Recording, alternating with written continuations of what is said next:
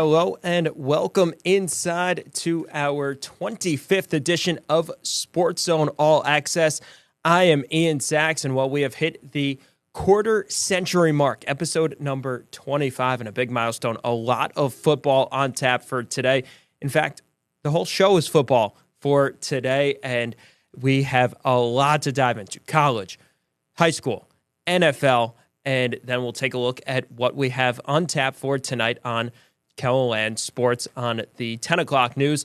But hope everyone had a great weekend out there, and it certainly was a great weekend if you're a football fan. The NFL returning and back in action, and college really hitting full stride, high school hitting full stride. And let's dive right into the college football action. That's where we'll start, and it was an incredible game out in Bozeman, Montana, where SDSU picked off Montana State in double overtime. This was a game that certainly lived up to it. It was 2 versus 3 in the poll entering the week, and while this game was everything and more, SDSU led 17-10 in the fourth quarter, but then a botched punt led to a Montana State touchdown, which ultimately tied the game to force overtime. Then the Jacks going 2 for 2 on their overtime possessions with scoring touchdowns. Chase Mason throwing both of those TDs in the extra periods, and he looked really good. 3 touchdowns on the day for him. And how about the wide receiver, Lofton Ogroski? 12 receptions for him. That's tied for the third most in an SDSU game. And the last one to do it was Dallas Goedert. Perhaps you've heard of him. He did it way back in 2016. The Jacks, though, had some things to clean up. They went 1 for 13 on third down conversions. So definitely, while you love to pick up the win, you love to pick up the road victory, you love to pick up the top 5 victory. This is a budding rivalry that we've seen between the Jacks and the Bobcats over the last couple of years. Though every game between them is down to the wire and an absolute barn burner. This one, no different. A really exciting, entertaining, fun game. And if you're a Jacks fan, you love to see that they pick up the victory on the road, but some things to clean up as well. And I feel like that's the perfect kind of blend. You know, it's very early in the season, just 2 games into the season so far, but they love to be able to be working towards that, and you know, a big win, and now you pick up the momentum from there. So you see what can happen if you're an SDSU fan. Now, on the other side, USD fell at Lamar. The Coyotes suffering a 20-13 loss on the road to the Cardinals, and USD, I should say, got off to a pretty good start. They scored the first 10 points of the game, but they were limited to just 3 points following that over the final 3 quarters of the game. Aiden Bauman connecting with Jack Martins on the game's opening drive for the touchdown, and then they were held out of the end zone the rest of the way. Just as I mentioned, just those 3 points coming late in the game, and the Coyotes falling out of the top 10 in the stats perform poll, falling to number 12 there. And yeah, a tough loss. USD now 0-2 on the season. Of course, you look at last week, week 1, falling at Iowa State, and you say, okay, you know, they're playing up a level. They're playing against an FBS team. Now you come back to FCS opponent, you're facing an unranked Lamar team. You go on the road, but you say, you know what? There were some positives hearing from the Yotes that they could take away from that season opening loss at the Cyclones. And you say, okay, you know, now it's time to show what we can do against FCS opponents. And the Coyotes just falling a little flat in that game and falling on the road now 0-2. They'll play their first home game coming up on this Saturday. Hopefully some home cooking down in the Dakota Dome will lead to the Coyotes' first win of the season. Moving down to Division II now, and it was an in-state rivalry game at Bob Young Field, as seen on Kelo Extra, right here on KELOLAND Plus and on KELOLAND.com, as well as USF defeated Northern State, and this was one of the best games of the weekend. 42-28, the final score in favor of the Coup. Bubba Tan, 3 touchdowns in the game, and it was an exciting one through and through. The game tied at 28 early in the fourth quarter. Both teams scoring in the first minute of the fourth quarter to push the game up to 28 all. And then the Coup scored the final 2 touchdowns of the game. Camden Dean looked really sharp. 20 for 26, 228 passing yards, and he had 4 total touchdowns, 3 through the air and 1 on the ground. I mentioned that Bubba Tan with those 3 touchdowns for the game. On the northern side, Daniel Britt, 2 passing touchdowns, 1 rushing touchdown, and Zach Kraft, 2 receiving touchdowns, just missed receiving 100 yards. He finished with 98 for the game. This was Northern's first game of the season, so a lot to be happy about if you're a Northern State fan. Looking at the positives, just think about when these two teams met last year up in Aberdeen. USF rolled and dominated in that game. So this one much closer. Excited to see where both of these teams go from this contest. The Coup moving to 2-0 on the season. So you have to feel pretty good about what they have been able to do under Coach Glow. And yeah, a really exciting game. The first of 2 USF games to air on Cal Extra this season. We'll also be broadcasting the Key to the City game against Augustana coming up later this season. And speaking of the Vikings, that is our 4th and final game to talk about here in the first block of the show. The Vikings rolling past Jamestown at Kirkby over 37-7, the final in this one. The Vikes scored the first 37 points, including 23 points in the second quarter. This one was all Augustana, and they looked really good on offense in this one, and defense, limiting Jamestown to just 1 score. But on the offensive side, Gunnar Hensley, 225 yards, 2 touchdowns. He was 21 of 27. Yeah, you can call that pretty efficient for the Vikings quarterback. Jackson Haynes had 8 receptions for 93 yards and his first 2 career touchdown receptions. So Augustana looking really good in their second game of the season, first NSIC contest of the year for the Vikings. Of course, they picked up that wild Week 1 win against a non-conference foe. Now welcoming Jamestown into the Division II ranks and the NSIC ranks, and Augustana looking really good in the victory. The Vikings ranked in the top 15 in the Division II poll and looking every bit like the team that has won the conference the last 2 years, and now we'll see where this Vikings team can go as the season progresses, but a very good start to the campaign for Augustana. Well, that wraps up our college football talk for this Monday and a really fun weekend. When we come back, we'll turn it over to the high school ranks and give you a look at some of the best games from this past weekend. You're watching SportsZone All Access here on KELOLAND Plus.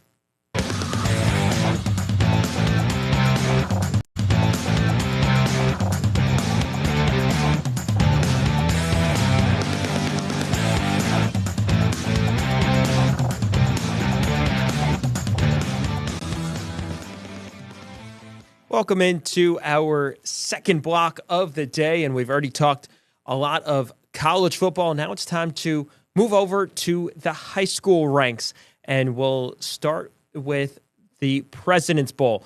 3 games out at Howard Wood Field on Saturday, and normally the President's Bowl just features matchups involving the 4 Sioux Falls public high schools, but this year they expanded it. They had 3 games, so it was a triple header out at Howard Wood Field, and it was a full day of 11 AAA action. The first game of the day was Lincoln and O'Gorman, and this one had a lot of points. If you like offense, that was the game for you. The Patriots rolling to a 50-31 victory over the Knights in a top 5 battle. Then Harrisburg picked up a 21-0 shutout win over Washington, and Jefferson looking really good in a 47-0 victory over Roosevelt in the nightcap.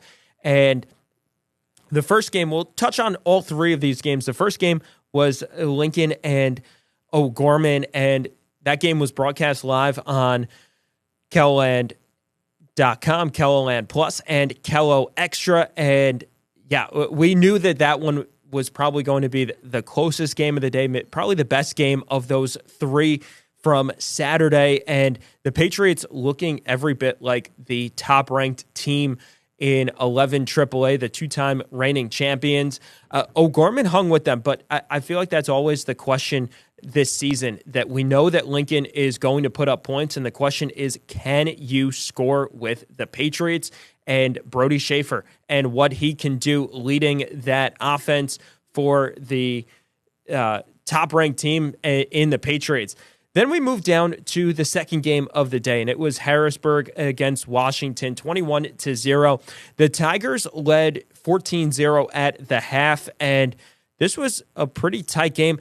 Washington shot itself in the foot several times. They lost several fumbles leading to turnovers, which led to points for the Tigers. And I feel like that's maybe a trend that we'll see. You know, the Washington defense did a pretty good job of keeping Harrisburg in check. You think about it, the Tigers only scored 7 points in the entire second half, but then you look at what Washington did, and, well, they were shut out for the game. So you think that, you know, Washington with that somewhat strong defense is going to be in a lot of games. And for Harrisburg, you have to be happy with the way that you played really on both sides of the ball, taking those turnovers and then converting them into points. Of course, you want to score more than just 21 in a game, but still, you take the Saturday victory, and then Jefferson rolling to that 47-0 win over Roosevelt, a really dominant win for the Cavaliers, and they looked really good, really in all three facets of the game. Roosevelt, it felt like, never really posed any type of a threat to the Cavaliers in this contest, and a fun day of football out at Howard Wood Field. The teams, most of them returning back to playing on Friday night this week. We do have the Dakota Bowl at O'Gorman this Saturday, so not everyone back to that Friday schedule, but always fun when you can have some high school football on a busy Saturday like that. But it was also a busy Friday night, and we'll move down and look at some of the highlights from there, and we'll start in 11 AA. We have 3 ranked battles that we showed highlights from on Friday night, and the first one right here, as it was Yankton versus Watertown. We knew that this was going to be a really good game when you think about the fact that Watertown won the 11 AA state championship last season, and Yankton was the number 1 seed entering the playoffs. So we knew that this game had a lot of storylines, and Yankton picking up the 52-26 victory over Watertown, doubling up the arrows, and the Bucks looking really good with that win. Watertown now falls to 0-2 on the season, and you think that's kind of a little bit surprising for the reigning state champion, but then you look at what their schedule was to start the season.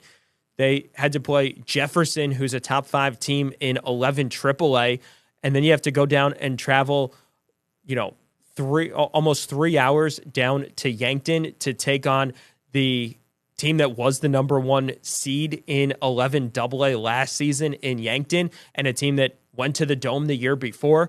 So really tough for start to the season for Watertown. Though they're 0-2, I think that they will correct themselves and work it out just fine. And as for Yankton, a really big victory when you can knock off the reigning state champion by double digits, by multiple scores. That's a statement win right there for the Bucks, and you have to feel really good if you are a Yankton fan. But we had a doozy of a game in Madison. That was our game of the week on Friday night. Madison and Del Rapids in 11A, 3 versus 4 entering the game. And, well, this one was really a story of, I want to say 2 halves, but really it kind of started late in the second quarter. Madison picks up a 1-point victory over Del Rapids, 21-20. Del's scored the first 2 touchdowns, 14-0, was running the ball, dominating time of possession, looking really in control of the game. Then Madison gets a turnover, goes down and scores just before halftime, making it 14-7 at the break. And you think, okay, well, can they capitalize on this? Can they keep this momentum into the second half? They got the ball to start the second half, and then Madison scored 21 unanswered points to take a 21-14 lead. Dells then scored later in the game to pull within 1. Del Rapids going for 2, and the Warriors stuffed there, and that was the difference in the game. Really, it kind of all comes down to special teams when you think about that. Both teams scored 3 touchdowns. Madison was 3 for 3 with kicking extra points. Del Rapids 1 for 3 with going for 2-point conversions. They went for it all 3 times that they scored and were successful on the first one, then got stopped on both their second and third touchdowns. And that is the difference in the ballgame. Madison picks up the ranked win. Wouldn't be surprised if we see these 2 teams squaring off once again come playoff time. And then we move down to 9-man football, and this was a really good game.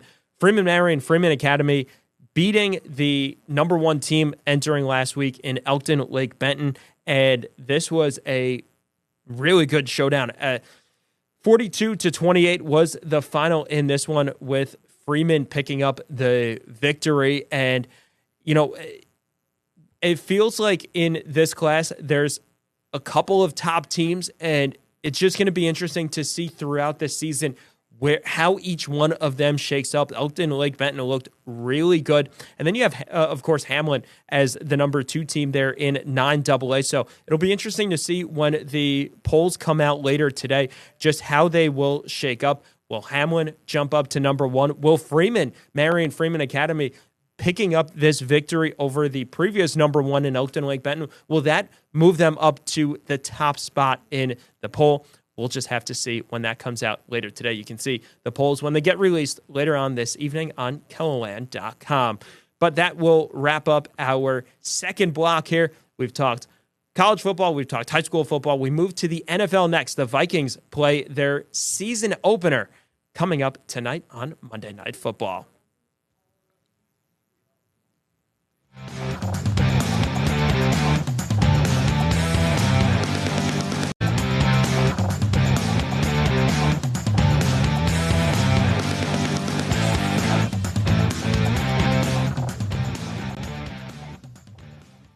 Welcome into our third segment of the day, and it is time to talk some NFL football. And the Vikings are set to open their season tonight against the Chicago Bears, and it has been a fun week 1 of the NFL. Sunday Night Football was incredible last night, and we hope that Monday Night Football can follow suit. The Vikings hitting the field and hitting the road to take on the Chicago Bears. The Vikes, a lot of expectations, a lot of questions, a lot of unknowns, and just an interesting looking season for the Vikings. Of course, the biggest storyline probably in Vikings territory is, what will J.J. McCarthy look like? The quarterback was a lot of expectations for him last season. Would he beat out Sam Darnold for the starting job? And then he gets hurt in training camp, tearing his meniscus. Well, he's back now. And McCarthy saying that during the preseason, when the national anthem hit before the first preseason game, that he had a little tear in his eye, because that's where it all came to a crashing halt last season. Now this year, it's all for real. He gets through the training camp unscathed and healthy, but now it's really go time. What will he look like going up against a Bears defense? A lot of storylines and interest in what the Bears will look like this season, with Ben Johnson taking over as head coach, the former Lions OC. What will Caleb Williams look like now under a Ben Johnson offense? So a lot of storylines and a lot of interest in this game, both in the region, in the NFC North. For Vikings fans, obviously, it's their season opener, but then also looking at it, kind of nationally, there's a lot of interest in this game, thinking about what both of these quarterbacks will look like, what both of these teams will look like. The Vikings, as far as I know, I think sounding pretty healthy heading into the game. And so it should be a lot of fun to see what both the Vikings and the Bears can look like as we head into Monday Night Football. We'll have highlights of this game coming up tonight at 10. And that, should be a lot of fun to see what the Vikings and Bears can look like coming up tonight on Monday Night Football. Well, we will step aside once more and then come back and take a look at what is on tap for tonight on KELOLAND Sports. You're watching SportsZone All Access here on KELOLAND Plus.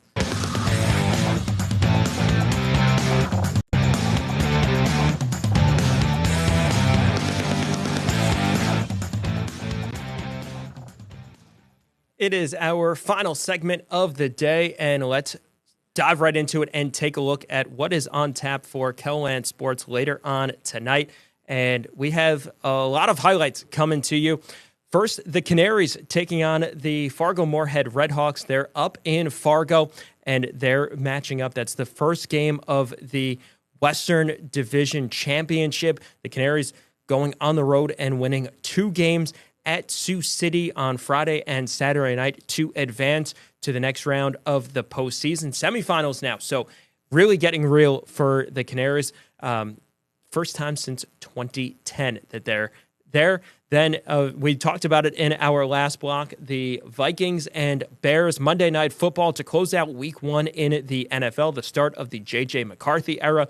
So a lot of excitement and fun looking towards that one. And then high school volleyball, Dell Rapids taking on Baltic. Dell's picking up a massive 5-set victory over Sioux Falls Christian on the road back on Thursday night. It was 1-2 in that game. So looking forward to seeing what those teams can do and how Dell's continues to pick up that momentum. Well, that will do it for us here on this Monday, and we will sign off.